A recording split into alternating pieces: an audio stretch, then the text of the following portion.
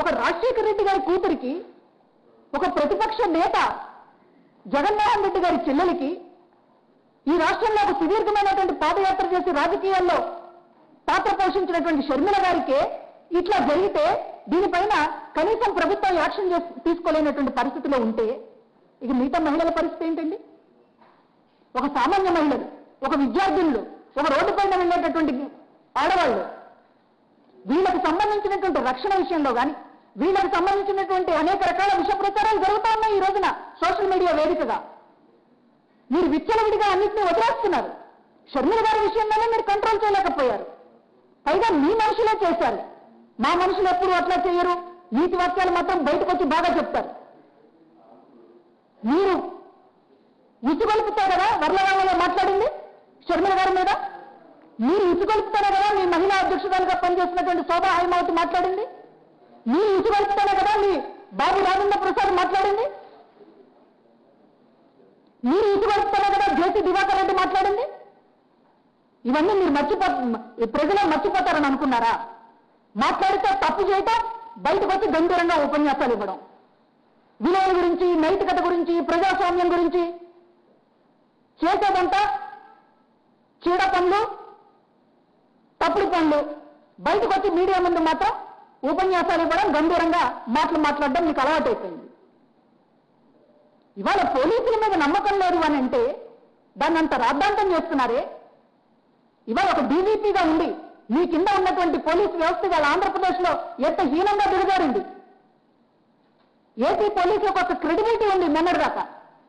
కానీ మీరు అధికారం చేపట్టిన తర్వాత ఇవాళ మేరా ఆంధ్రప్రదేశ్గా ఈ రోజున ఆంధ్రప్రదేశ్ మారిపోయింది. మహిళల పట్ల నేరాల్లో టాప్ ప్లేస్ మంది దేశంలో.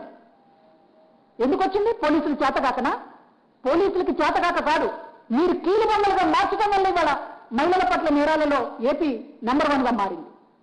మీ రాజకీయ జూడంలో పోలీసులు వాడుకుంటున్నారు తప్ప రాష్ట్రంలో శాంతి భద్రతల విషయంలో కానీ, మహిళలకు రక్షణ విషయంలో కానీ వాళ్ళకి ఎటువంటి ఒక స్వేచ్ఛని ఇవ్వడం లేదు. ఇవాళ మహిళలకు సంబంధించినటువంటి విషయాల మీద గత 4 ఏళ్లుగా పోలీసులు వ్యవహరించినటువంటి తీరు, మీరు కూర్చోమంటే కూర్చోవాలి, లేవమంటే లేవాలి. మీ ఎమ్మెల్యే చింతమనేని ప్రభాకర్ ఒక ఎంఆర్ఓని జుట్టుబట్టి లాగితే దానిపైన కేసు ఉండదు. ఎందుకుంటుంది?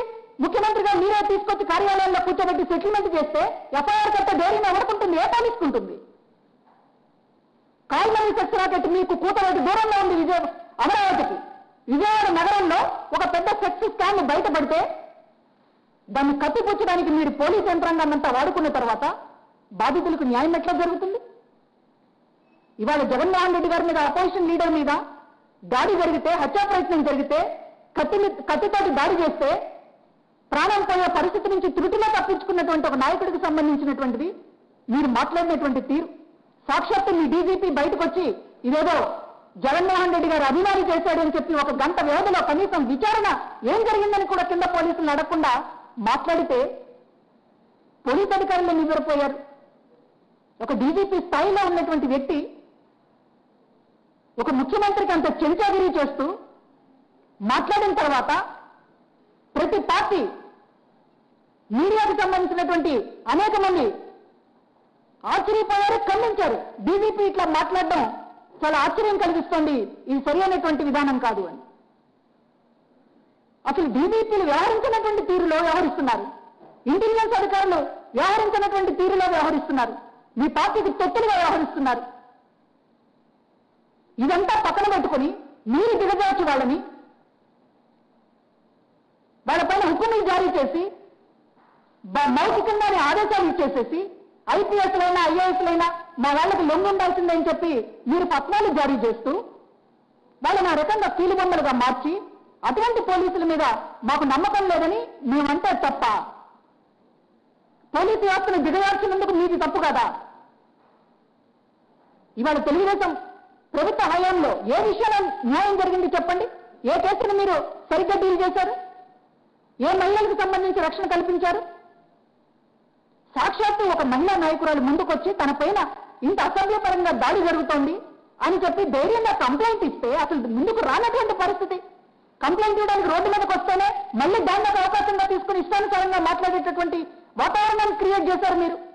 అట్లాంటి పరిస్థితుల్లో ఉన్న ఇది మహిళల ఆత్మగౌరవానికి సంబంధించినటువంటి విషయం. ఇది మా ఒక్కదాని సమస్య కాదు.